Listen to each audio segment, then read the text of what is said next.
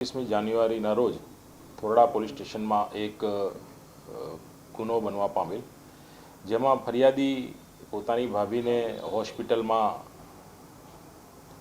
દાખલ કરેલા ત્યાંથી પોતાના ઘરે જતા હતા.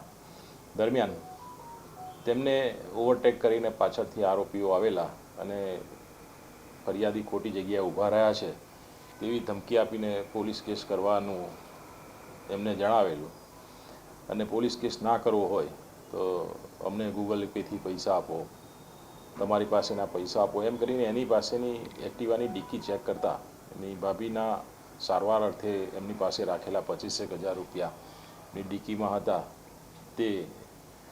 તેમાંથી 2,000 રૂપિયાને પરત આપી 23,000 રૂપિયા આ આરોપીએ એની પાસેથી પડાવી લીધેલા.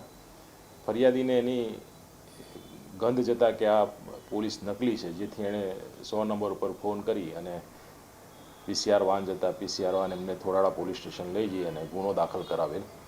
પોલીસને થોરાડા પોલીસ સ્ટેશનના પીઆઈ ઇન્ચાર્જ પીઆઈ આર રાને સાહેબને આની બાતમી મળતા આ કામના આરોપીને પકડી લાવી, જેમાં એક મેઇન આરોપી છે સલીમ, તેમજ એની સાથે બીજો એક કાયદામાં સંઘર્ષમાં આવેલો કિશોર, 2 જણાને પકડી પાડી અને એમની પાસેથી જે તેઓએ પડાવેલ 23,000 રૂપિયા તેમજ ગુનામાં જે એક્સેસ વપરાયેલું એ એક્સેસ નંબર પ્લેટ વગરનું એમની પાસેથી કબજે લેવામાં આવેલ છે.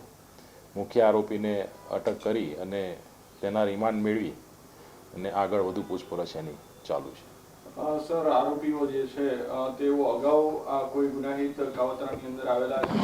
ઇતિહાસ ખરો તેમનો? આ બંને આરોપીઓનો ગુનાહિત ઇતિહાસ છે. એમાં જે મુખ્ય આરોપી છે એના વિરુદ્ધમાં 7 જેટલા ગુના આ રીતેના ટૂંકમાં પૈસા પડાવી લીધેલા તેમજ ચોરીના એમ કરીને 7 ગુના નોંધાયેલા છે. જે કાયદાના સંઘર્ષમાં આવેલો કિશોર છે એના વિરુદ્ધમાં પણ 2 ગુના નોંધાયેલા છે.